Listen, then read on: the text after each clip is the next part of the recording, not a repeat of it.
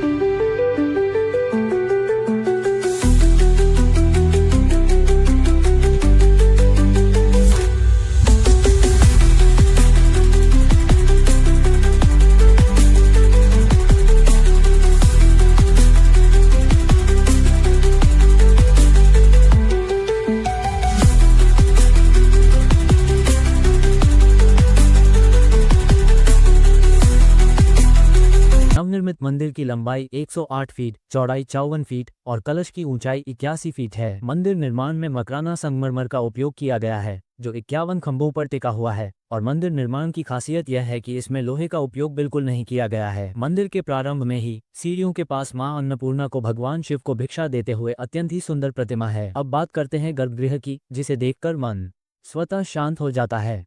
श्वेत संगमरमर की नक्काशी, कलात्मक मेहराबें, कोमल प्रकाश और मध्य में विराजित मां अन्नपूर्णा का दिव्य स्वरूप, करुणा, मातृत्व और आशीष का अद्भुत संयोजन।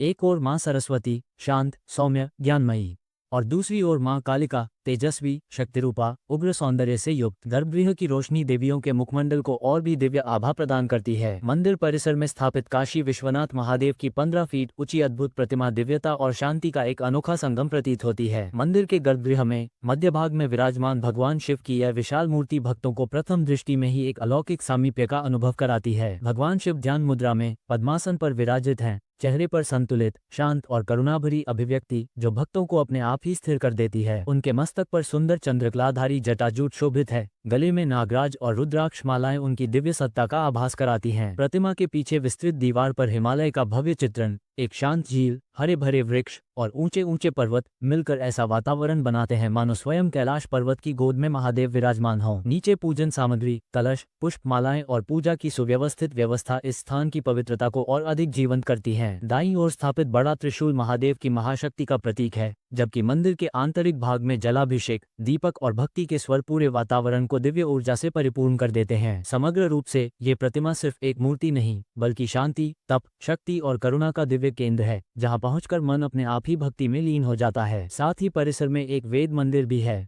मंदिर परिसर का यह हिस्सा ज्ञान, साधना और आध्यात्मिक चिंतन का पवित्र केंद्र माना जाता है। यहाँ प्रवेश करते ही वातावरण में एक अद्भुत शांति और ऊर्जा का अनुभव होता है। वेद मंदिर के भीतर वेदों की प्रतिमाएं स्थापित हैं, जो ऋग्वेद, यजुर्वेद, सामवेद और अथर्ववेद इन चारों वेदों के सनातन स्वरूप का प्रतीक हैं। इन प्रतिमाओं का दर्शन ऐसा लगता है मानो स्वयं ऋषि मुनियों की वाणी यहाँ प्रतिध्वनित हो रही हो। यहाँ वेद प्रतिमाओं के साथ ही राम दरबार, राधा कृष्ण और विष्णु जी की सागर में शयन लीला, श्री कृष्ण और सुदामा की मैत्री की प्रतिमाएं बरबसी भक्तों का ध्यान आकर्षित करती हैं। साथ ही पंचमुखी हनुमान जी की अत्यंत दिव्य और प्रभावशाली प्रतिमा स्थापित है। हनुमान, नरसिंह, गरुड़, वराह और हयग्रीव इन 5 शक्तियों का संगम होने के कारण ये रूप साधक को बल, बुद्धि, साहस और बाधाओं से रक्षा का वरदान देता है। उनकी प्रतिमा के सामने खड़े होते ही मन में अद्भुत उत्साह और आध्यात्मिक शक्ति का संचार होता है। वेद मंदिर का भव्य सत्संग सभागार आकर्षक कारीगरी और सुंदर सजावट से सुसज्जित है। यहाँ समय समय पर सत्संग, प्रवचन, भजन कीर्तन, योग, ध्यान और आध्यात्मिक कार्यक्रम होते रहते हैं। इस हॉल की शांति और ध्वनि व्यवस्था ऐसी है कि हर शब्द, हर मंत्र हृदय तक सीधे उतरता हुआ प्रतीत होता है। इस प्रकार वेद मंदिर मां अन्नपूर्णा मंदिर परिसर को केवल भक्ति ही नहीं, बल्कि ज्ञान, साधना और आध्यात्मिक ऊर्जा इन तीनों का अद्भुत संतुलन प्रदान करता है। मंदिर परिसर में एक गौशाला भी है, जहां गायों की सेवा, चारा पानी और संरक्षण की उचित व्यवस्था है। साथ ही मंदिर ट्रस्ट एक विद्यालय भी संचालित करता है, जहां बच्चों को शिक्षा के साथ संस्कार भी सिखाए जाते हैं। इस तरह यह मंदिर केवल पूजा का स्थान ही नहीं, बल्कि समाज निर्माण का केंद्र भी है। नवरात्र के पावन दिनों में मां अन्नपूर्णा मंदिर में लाखों श्रद्धालु दर्शन के लिए उमड़ पड़ते हैं। हर दिशा में मां का आशीर्वाद बिखेरती है। रात्रि में जब मंदिर के कलश पर रोशनी पड़ती है, तो वह दृश्य सच में अद्भुत होता है, मानो मां स्वयं इंदौर नगरी पर अपनी कृपा बरसा रही हो।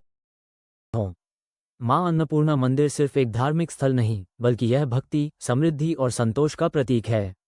कहा जाता है, जो मां अन्नपूर्णा की शरण में आता है, उसके जीवन में कभी अभाव नहीं रहता। यह मंदिर हमें सिखाता है कि अन्न देना, सेवा करना और सबके साथ प्रेम से रहना ही सच्ची भक्ति है।